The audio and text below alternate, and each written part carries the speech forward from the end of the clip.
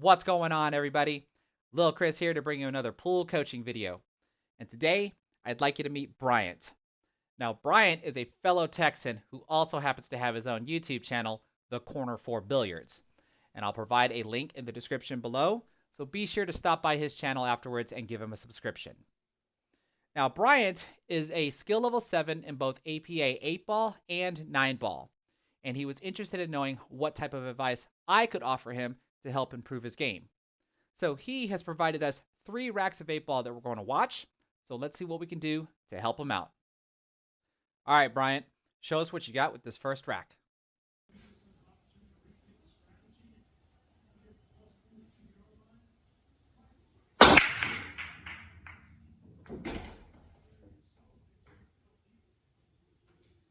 Okay, really good second ball break there. We got a lot of movement out of the 8-ball. Looks like you made a stripe on the break. So if you're playing by APA rules, you'll be stripes. Otherwise, you can just choose whatever set that you want. Solids is looking really difficult right now with the 2, 1, and 5 ball being tied up the way that they are. While stripes, on the other hand, looks really well out in the open. I already saw that you looked at the 14 ball there. It looks like you might have half a pocket with the 7 ball blocking it. And the 13 ball would appear to be the most troublesome ball. Okay, it looks like you're going to start with the 15 ball. Saw a little Dr. Dave 30-degree peace sign rule reference.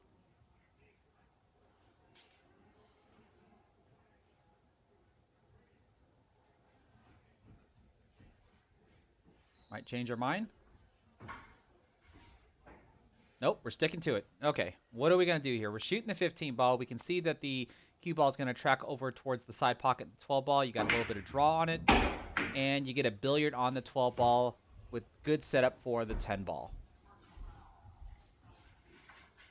So what do you do here? Do you have that half pocket on the 14 ball? Because you can play a stop shot on the 10 and then try to play the 14 ball and possibly move the 13 ball.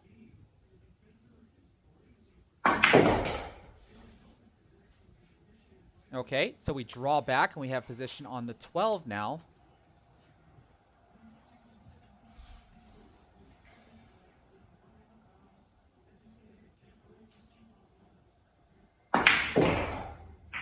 Ooh, good stun shot. Moved the 13 ball a little bit, and you have position on both the 14 and the 13 ball, and it's probably ideal that you go ahead and shoot the 13 ball now, since it is still the most troublesome ball. And it's looking like if you break and run this rack, the 9 ball is going to be your last ball to set up for the 8. And so you're glancing at the 14 ball. Looks like you're seeing the type of position you can get for the 13 to go on the side, but that looks a little small. So you do decide to shoot the 13 ball. See some bottom spin on the cue ball. Just pull back for position on the 14. Nice shot.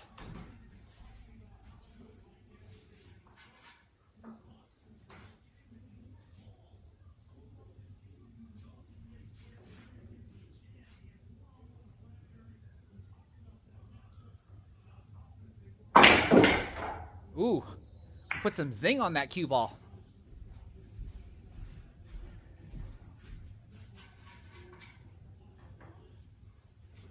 This doesn't look too terrible here. 9 ball in the corner pocket. Just have the cue ball roll up for 8 in the other corner pocket.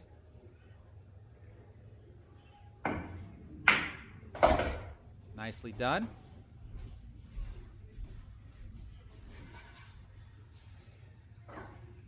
Okay, 8 ball corner pocket.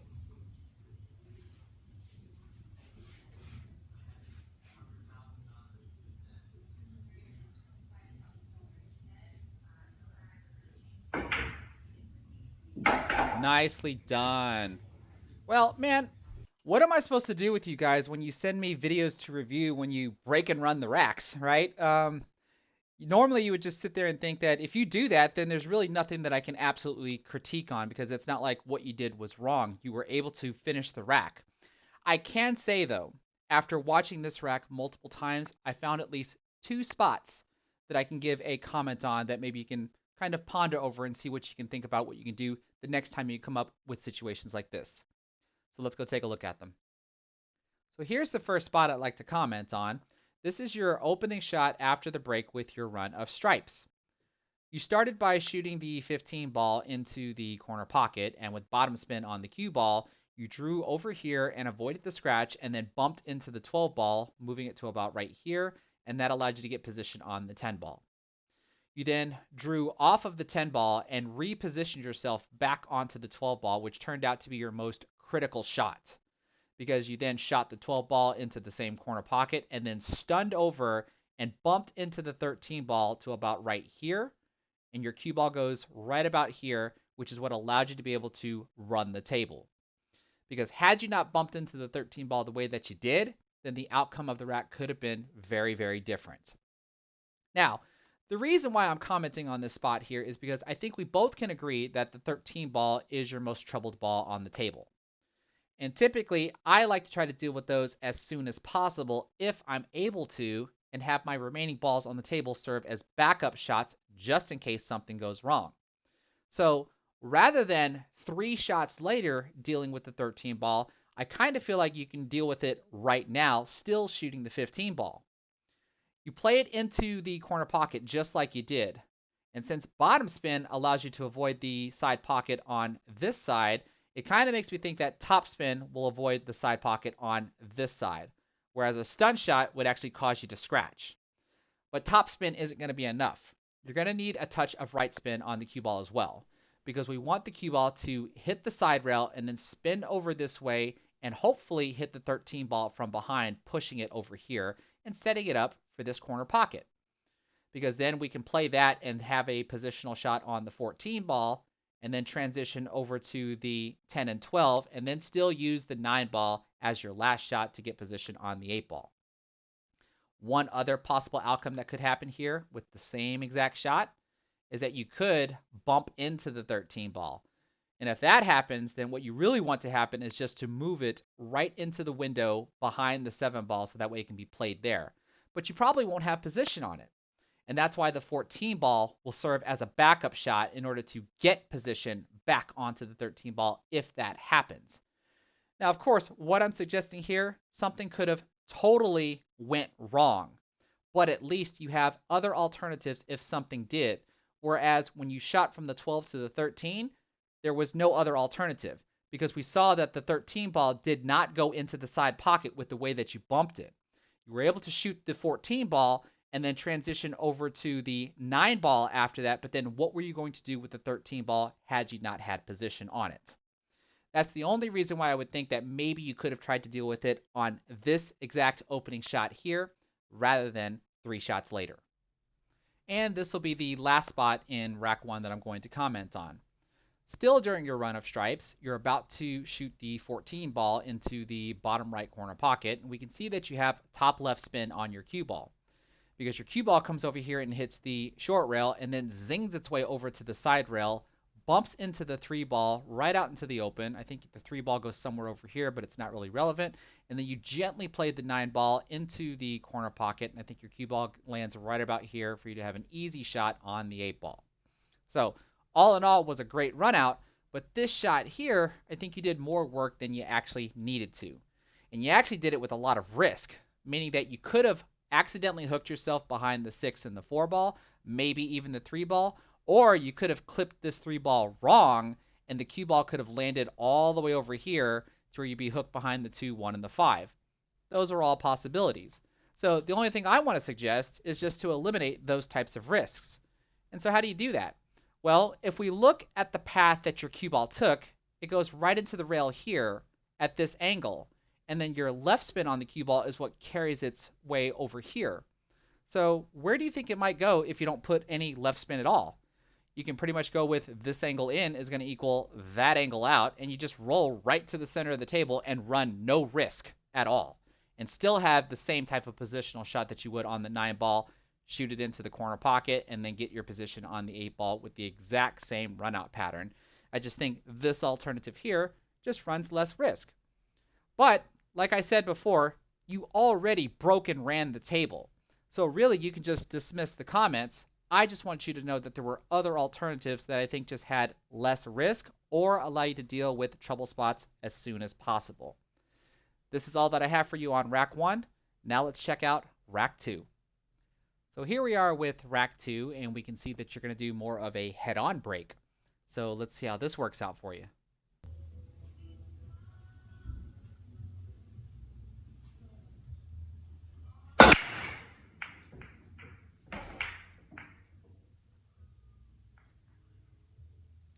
Okay, nice break there. We got a decent spread.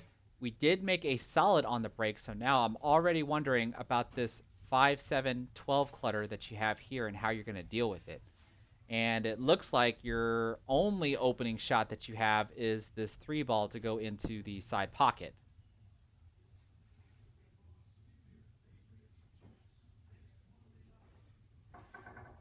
And I like that you've already identified that 3 ball clutter as your trouble spot. For both solids and stripes, really, because the 12 ball being locked up there as well. So, how do you plan on dealing with it?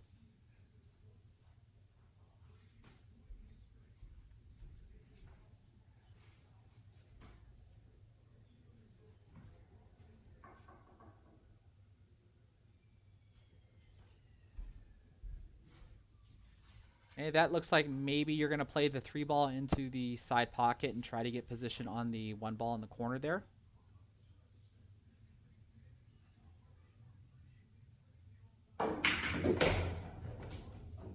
Okay, did we get it though, or is that 13 ball blocking you?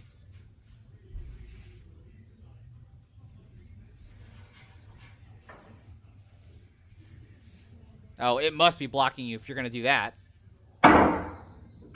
Okay, good shot. Where's the cue ball going? Is it going to break up the clutter? Ha! Just missing it. And I have to bet this is where your inning is going to come to an end. Or at least player 1's inning is going to come to an end, and we're finally going to get to see player 2.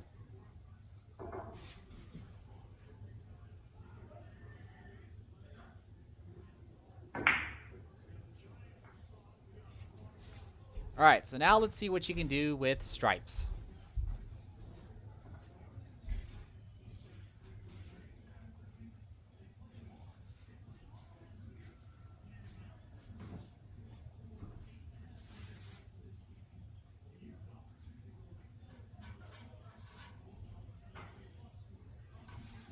Got all of them out in the open here. Looks like you're going to start with the 13 ball.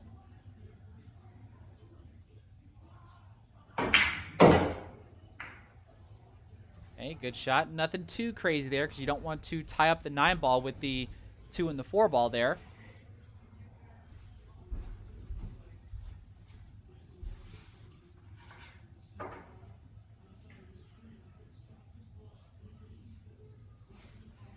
Okay, so it looks like you're going to come back up table for the 12.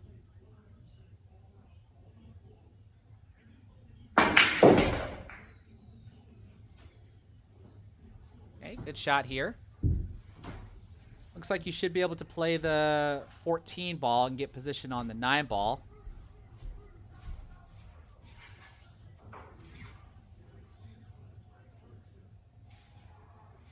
All right, that's what you're going to do.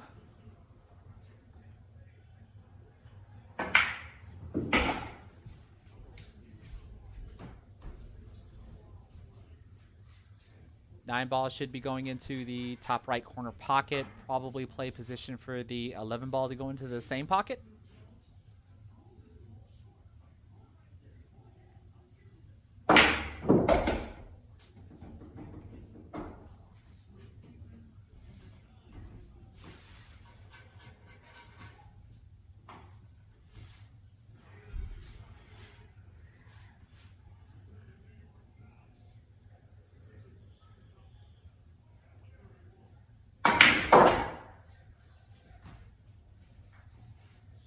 Ooh, I think we kind of overdrew that one, right? I don't think we wanted to be on the side rail like that.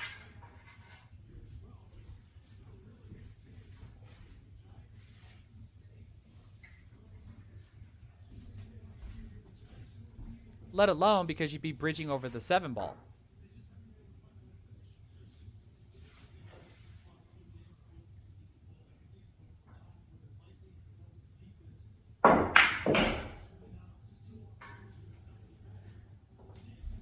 Okay, good shot there. 10 ball will go into the bottom right corner pocket. this looks like you can play the same type of top left spin that you did on the last rack to get position for the 8-ball to go into the upper right corner pocket. Probably could have hit that one just a little bit harder, but you have a shot at this.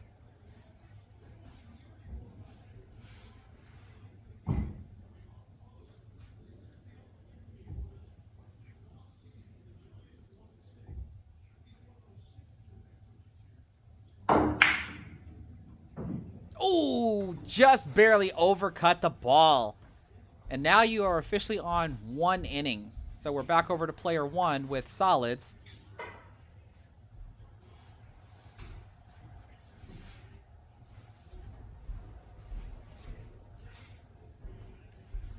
I liked that you came around and looked at the 2-ball and the 4-ball. Yeah, you're going to shoot the 5-ball into the right side pocket. And what, are you playing position for the 2 or the 4?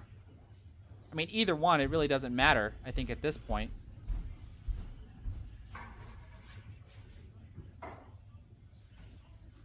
That glance there makes me think you're going to shoot the 4-ball.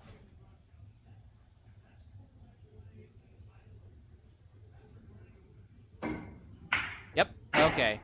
And you can pretty much do any order that you want here. 2 or the 7, I don't think it really matters. Decide on the 7-ball.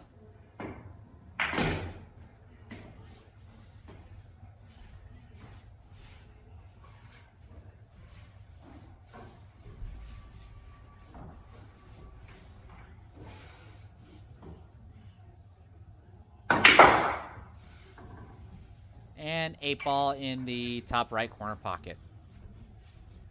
Ah, and we've got some behind the back action. That's awesome. Nicely done. Okay, so now we know that you have officially finished this rack in 1 inning, since you broke and ran the first rack as player 1, and then eventually missed as solids, and then failed to run out as stripes when you missed that 8-ball. So this is actually showing the human side of you, to where you do make mistakes, which is awesome to see, just like how I do. Now, in this rack here, I happen to see a few spots that I can offer some type of advice. So let's go have a look at them. So here's the first spot in rack 2 that I'm going to comment on, and it's going to be with your break. And I'm not commenting on this because you switched from a side break, which worked out really well, switching to a head-on break. The reason why I'm commenting on this head-on break is because of what happened, and I want you to be more aware of why this happened. Meaning that since you're doing a head-on break, I would kind of expect for the cue ball to just come forward, slam into the 1-ball, and then get pushed back, maybe at a slight angle in either direction, or just straight back, but then try to land somewhere near the center of the table, provided that a ball doesn't come and kick it out of the way. But that didn't happen on this break. What happened on this break was your cue ball came flying over here and hit the side rail, started working its way up this way, got kicked by another ball, hit the short rail, came over here and hit the side rail, and then landed somewhere right around here to where you shot your opening shot, which was the 3-ball in the side pocket. So if my assumption is correct and you're wanting to do a head-on hit with the 1-ball, when you broke, you thought you were aiming directly straight at the 1-ball. But if we were to look at the reaction of the cue ball, that would show us that you're not.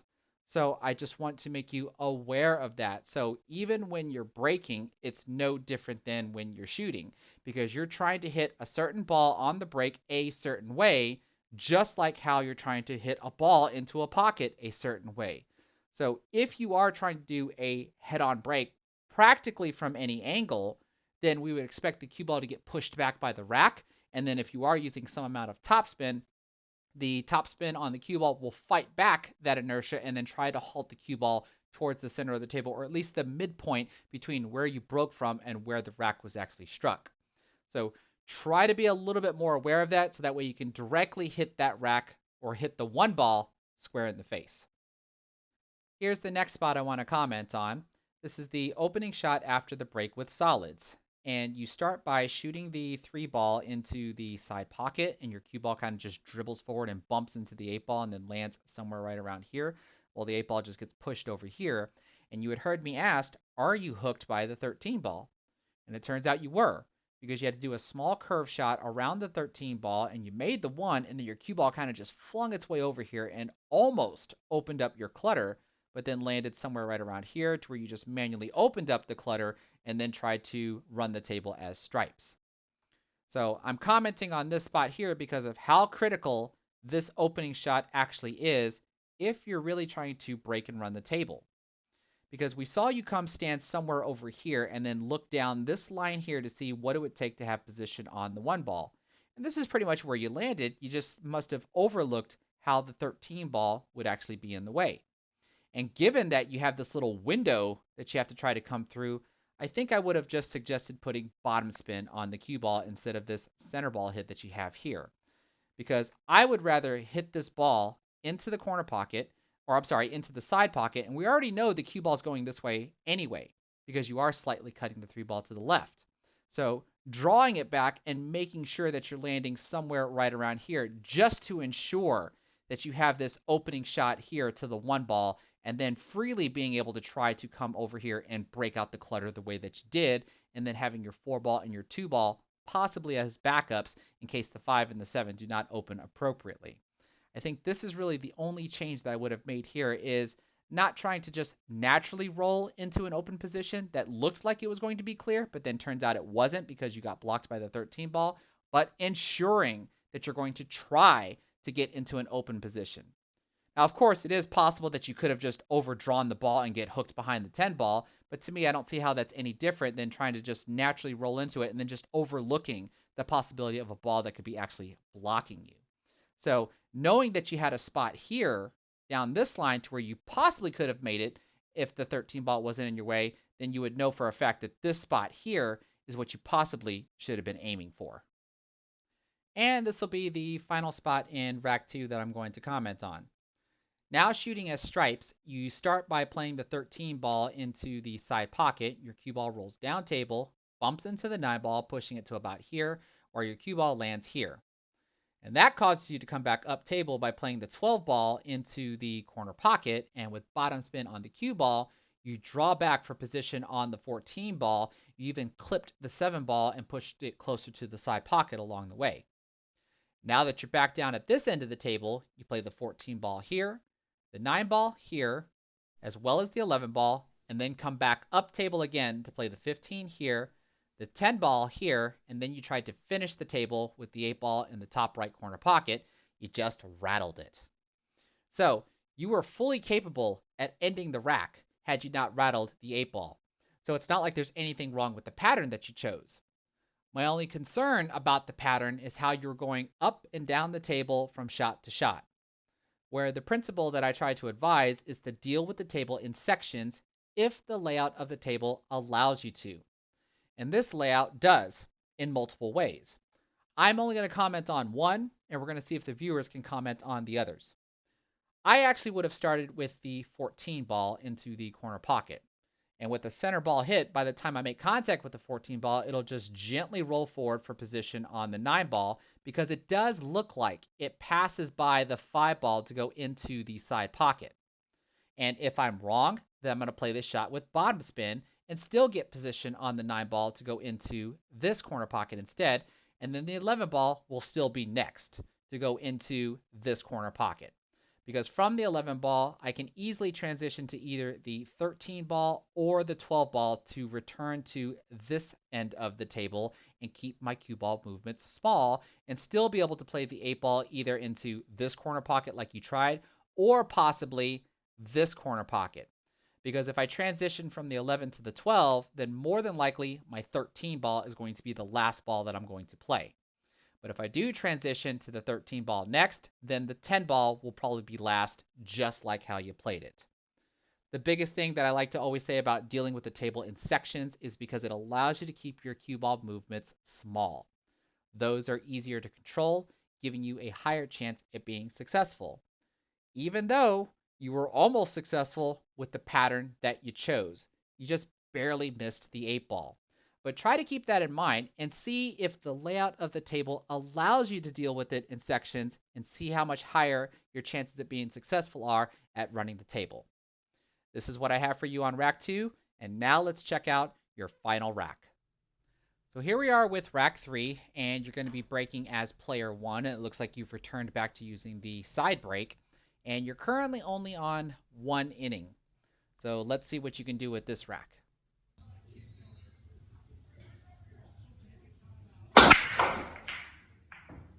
One solid down on the break, and 2 solids down. But we can already see that the 1 ball is tied up next to the 11 ball, and the 4 ball looks like it might be tied up with the 10 ball. So this might be a difficult rack to solve if you're going to try to break and run with solids. Checking to see if the 4 ball can go into the side pocket.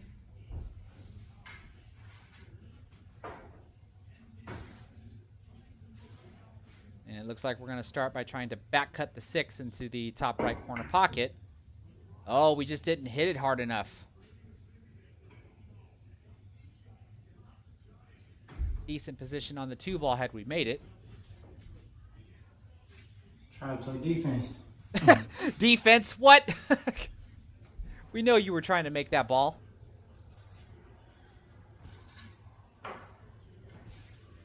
Alright, so now as player 2 shooting stripes, it looks like you're going to play the 12 ball into the top left corner pocket. Good shot.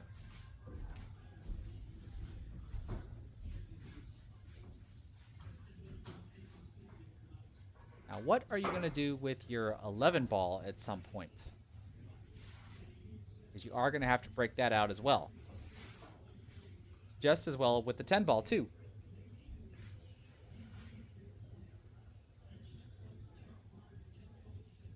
Okay, what are we shooting here? Okay, 15 in the corner. Oh, good shot. And broke out the 11 ball. Okay, now it looks like you're worried about the 9 ball.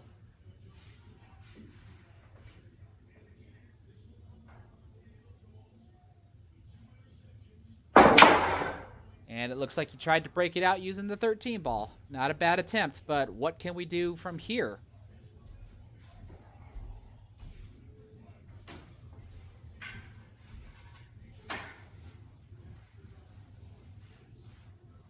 Looks like we're going to try to play the 10 ball. Can you see enough of it?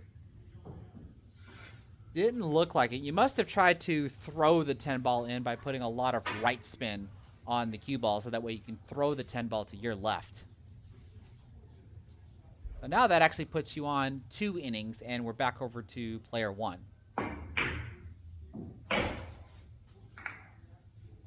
Okay, good breakout on the 8 ball.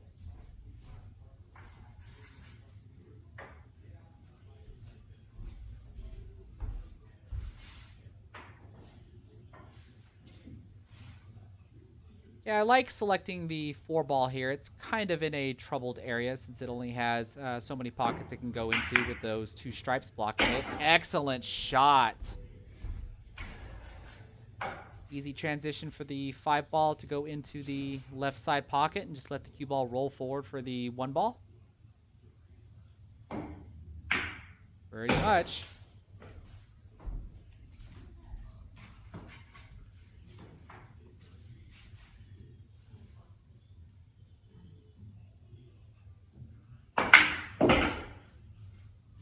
Okay, 1 ball down. Looks like you drew off of the 1 ball, and you now have position on the 6. So I have to think that you're going to cut this in and have the cue ball come off of the short rail and back towards the middle of the table for the 8 ball in the right side pocket. Ooh. No. Maybe it looks like you had too much topspin. It looks like the cue ball kind of died after it hit the short rail.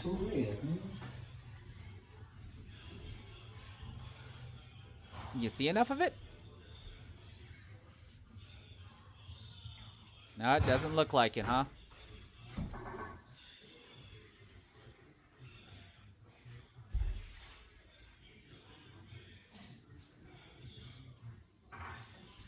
Ooh, what are we doing? Are we going to kick the 8 ball into the side pocket?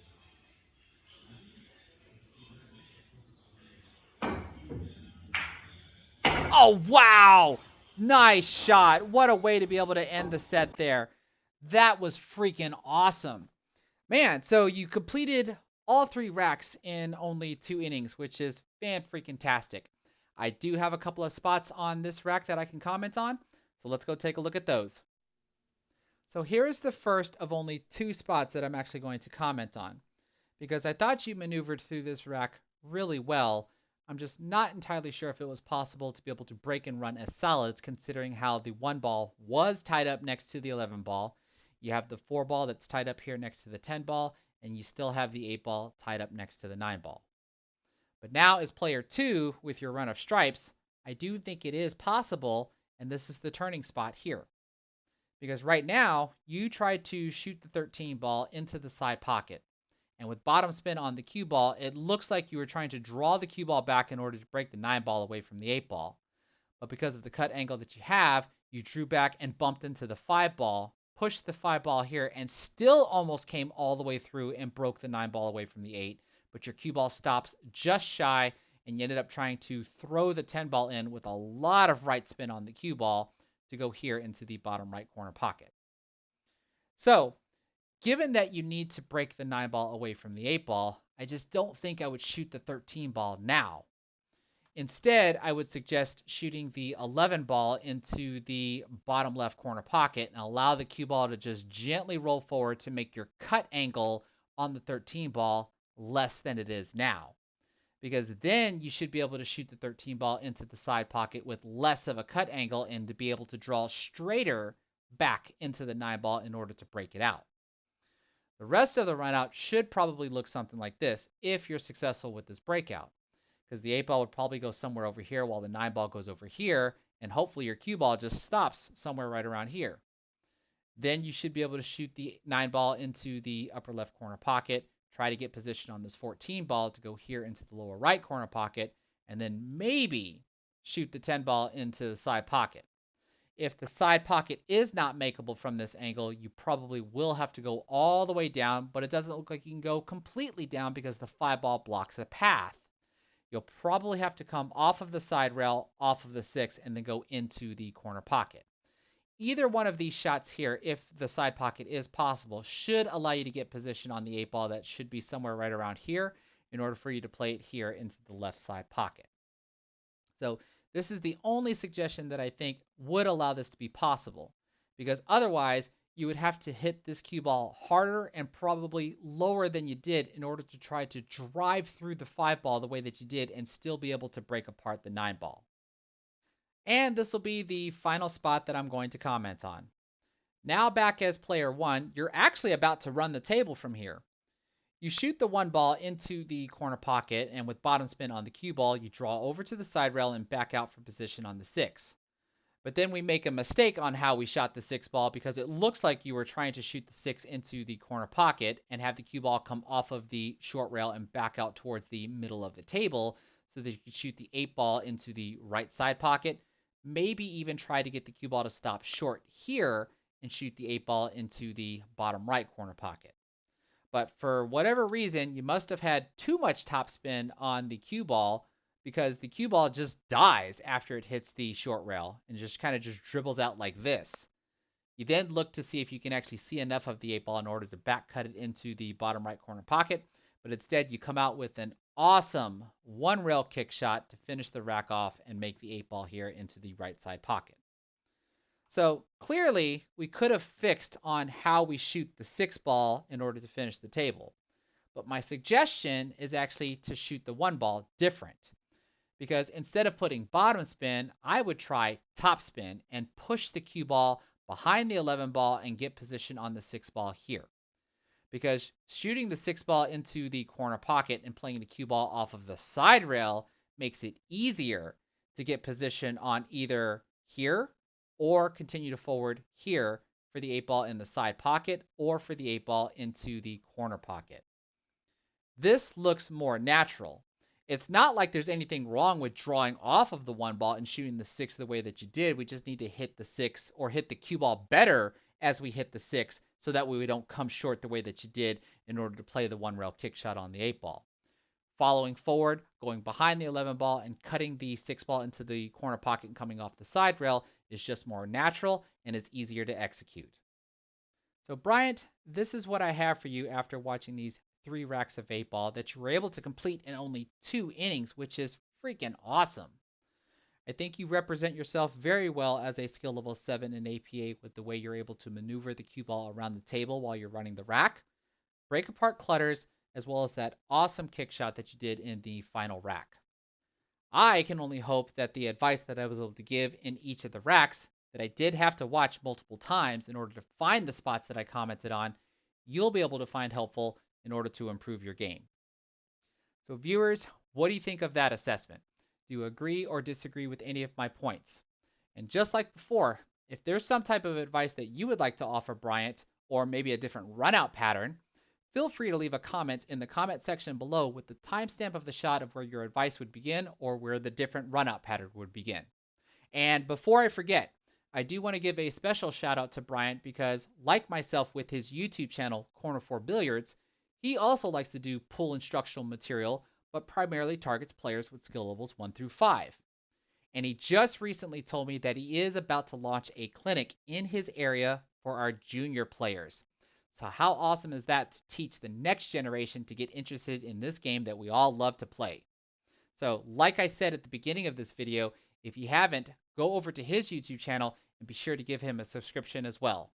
And like always, if you like what you saw, then give this video a thumbs up and don't forget to subscribe. Take care, everybody.